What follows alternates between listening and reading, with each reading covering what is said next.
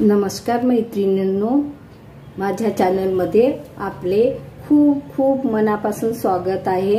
आज आपण मातीच्या बैलाची पूजा कशी करायची ते बघणार आहोत। पोळा किंवा बैलपोळा हा श्रावण अमावस्या किंवा भाद्रपद अमावस्या या तिथीला प्रदेशानुसार साजरा करण्यात येणारा बैलाचा सण आहे। बैलाप्रती कृतज्ञता व्यक्त करणारा हा मराठी सण आहे। बैलामुळे शेतकऱ्याला शेतातील पीक पिकण्यासाठी मदत होते आणि शेतकरी त्यांच्या मदतीने आपले जीवन जगत असतात। वाढबैलाच्या पूजेच्या दिवशी अंगणात रांगोळी टाकायची, दारामध्ये हळदीचं लेपन करायचं आणि दरवाजात आंब्याच्या पानाचे तोरण बांधायचे आणि अशा प्रकारे तयारी करायची आहे। आणि मी आता इथे एक पाट टाकून घेतलेला आहे, त्याच्या खाली मी स्वस्तिक काढलेला आहे आणि त्यावर कापड टाकून घेतलेला आहे आणि इथे मी बेल घेतलेला आहे, बैलांसाठी वस्त्र घेतलेले आहे, कापूर पाणी घेतलेला आहे। हे आपल्याला शिंपडायचं आहे बैलाच्या अंगावर आणि दिवा प्रज्वलित करून घेतलेला हळद कुंकू आणि गणपतीसाठी मी इथे गुळ खोबऱ्याचा नैवेद्य घेतलेला आहे। अक्षत फुलं अशा प्रकारे तयारी करून घ्यायची आहे। फळ पण घेतलेले आहे, तुम्ही 5 प्रकारचे घेऊ शकता, मी सेपच घेतलेले आहे आणि ते साइडनी ठेवलेले आहे। आता आपण पूजेला सुरुवात करूया। प्रथम आपल्याला इथे तांदळाची रास ठेवायची आहे आणि दिवा हा प्रज्वलित करून घेतलेला आहे मी, हा ठेवायचा। त्यानंतर गणपतीचं अभिषेक करून घेतलेला आहे आणि वस्त्र घालून घेतलेला आहे। आता त्यांची स्थापना करायची इथे आणि मग आपल्याला अशा 5 मुठींनी अशा तांदळाच्या राशी ठेवायच्या आणि त्यावर आपल्याला आता ही बैलजोडीची स्थापना करायची आहे। दोन्ही हातांनी उचलायचं बैलांना या मातीच्या, अशा प्रकारे असं जोडपान घ्यायचं आणि ते आपल्याला इथे ठेवायचं आहे।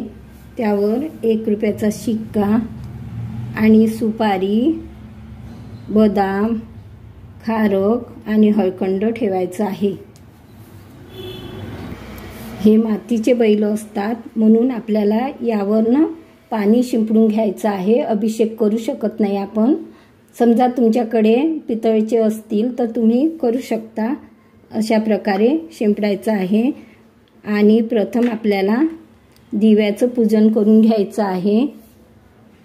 हळद कुंकू अक्षत वगैरे वाहून फूल वाहायचं।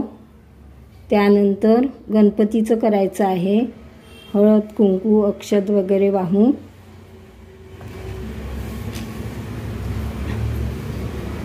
आणि त्यानंतर आपल्याला बैलजोडीचं करायचं आहे। बैलजोडीला अक्षत वाहायची, हळद कुंकू गुलाल बुक्का सगळं वाहून घ्यायचं, बेल वाहायचं आणि फूल, पांढरं फूल किंवा तुम्ही हारही करू शकता, पांढरं फूल वाहायचं आहे। वस्त्र घेतलेले आहे मी, त्याला हळद कुंकू असं लावून हे वस्त्र आपल्याला एका बैलाला 1 आणि दुसऱ्या बैलाला 1 हे वाहून घ्यायचं आहे।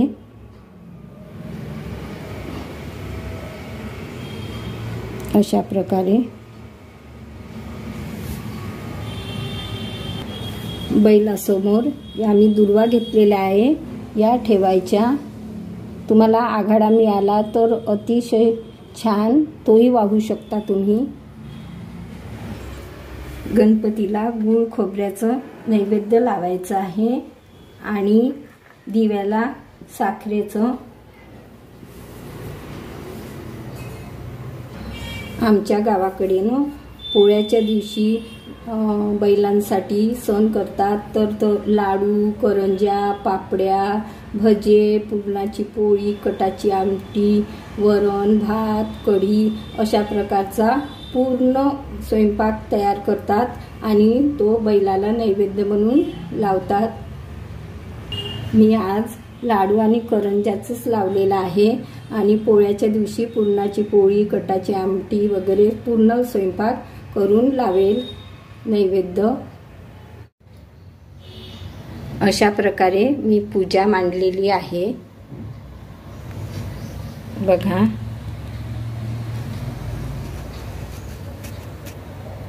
कशी वाटली तुम्हाला माझी पूजा?